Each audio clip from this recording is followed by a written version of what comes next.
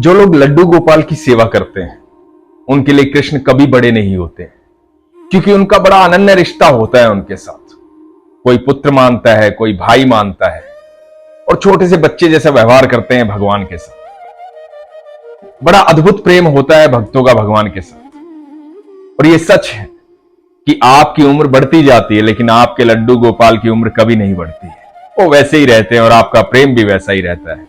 वैसे ही प्रेम से परिपूर्ण इस प्रसंग को ध्यान से सुनिएगा। हरे कृष्ण दोस्तों, मैं हूं अनुज शर्मा। एक बार एक संत थे, भगवान श्री कृष्ण के अनन्य भक्त, लड्डू गोपाल साथ में रखते थे, बहुत प्यार करते थे।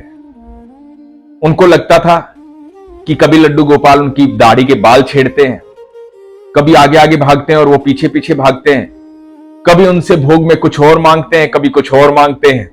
बहुत सारा प्रेम करते हैं। घंटों घंटों वो संत जो है लड्डू गोपाल से बातें करते थे, अपना मानस पुत्र मानते थे कि ये मेरा बेटा है, ये मेरा बच्चा है, मेरे जीवन का सहारा, मेरा सब कुछ यही है। दिन भर बातें करते रहते थे। यही उनकी भक्ति थी, यही उनकी तपस्या थी और यही उनका ध्यान था।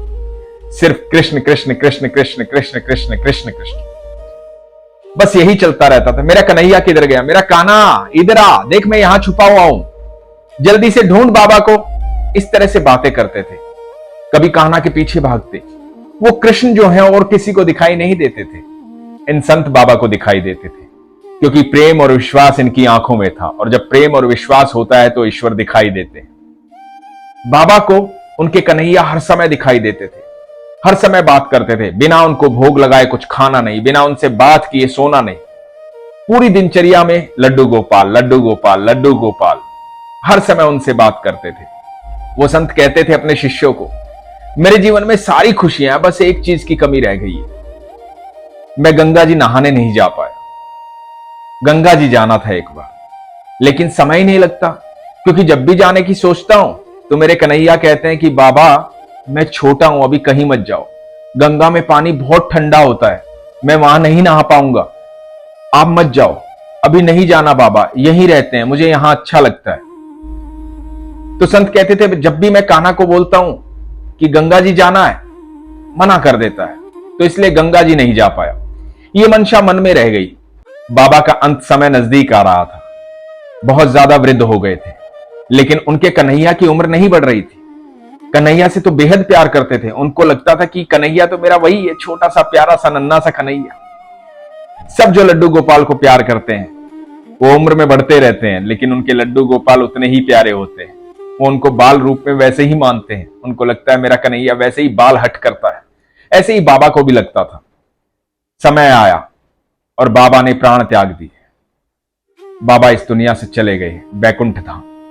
जब बैकुंठ धाम चले गए, शिष्यों को बड़ा दुख हुआ।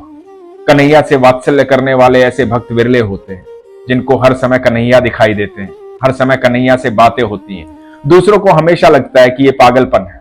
ऐसा कभी होता है क्या? ऐसे कोई देख सकता है क्या? अरे भोग लगाते हैं, वो तो पत्थर की मूर्ति है, वो कहां खाती होगी, वो कैसे सुनता होगा इनकी बातें? पूरा पूरा दिन लड्डू गोपाल की सेवा में लगे रहते हैं, कहां भगवान है? कौन सुनता है? पत्थर की मूर्ति है, कैसे सुनेगी? ये उन लोगों का नजरिया होता है जिनके पास विश्वास की आंखें नहीं होती, जिनके पास प्रेम नहीं होता। और जिसके पास प्रेम होता है, विश्वास होता है, उसे हमेशा लगता है कि मेरे ठाकुर मेरे साथ है, जैसे बाबा को लगता था। बाबा का अंतिम संस्कार करने का समय आया। सब शिष्य इकट्ठा हुए। बाबा की अंतिम यात्रा निकाली गई।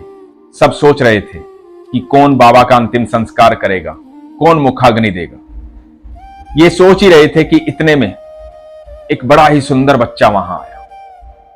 बहुत सुंदर बच्चा, घुंघराले बालों वाला, मोटी आंखों वाला, सांवला सा, बहुत सुंदर दिखने वाला। अजब ही तेज था उसके चेहरे पर, बहुत सुंदर लग रहा था।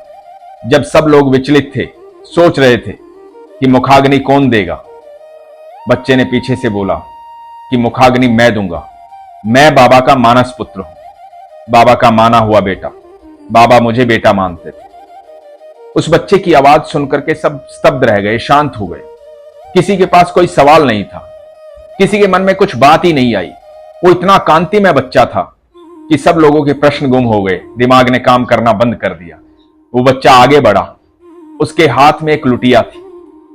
लुटिया में गंगा जल था। अपने बाबा को स्नान करवाया, गंगा जल के छींटे लगाए, मुखपान करवाया और बाबा का अंतिम संस्कार किया। जब अंतिम संस्कार हो गया और सब लोग खड़े देखते रह गए, उसके बाद वो बच्चा अंतर्ध्यान हो गया। सब लोगों ने सोचा कि बाबा तो जीवन भर ब्रह्मचारी थे, बाबा का तो कोई रिश्तेदार भी नहीं था, तो ये बच्चा कहां से आया? तो शिष्यों ने कहा कि ये बच्चा बाबा का ठाकुर था, बाबा का कन्हैया था, जिसके साथ वो सारी उम्र खेलते रहे। कन्हैया हमारे बीच में आए थे और हमें पता भी नहीं लगा, क्योंकि वो जब आते हैं तो किसी को पता नहीं चलता है, बस उसको पता चलता है जो उनसे प्रेम करता है, जो उन पर विश्वास रखता है। आप यकीन मानना दोस्तों, हमारे जीवन में इतनी सारी घटनाएं होती हैं जिन घटनाओं से हम अनभिज्ञ होते हैं। हमारे इतने संकट अपने आप टल जाते हैं जिनका हमें पता भी नहीं होता है।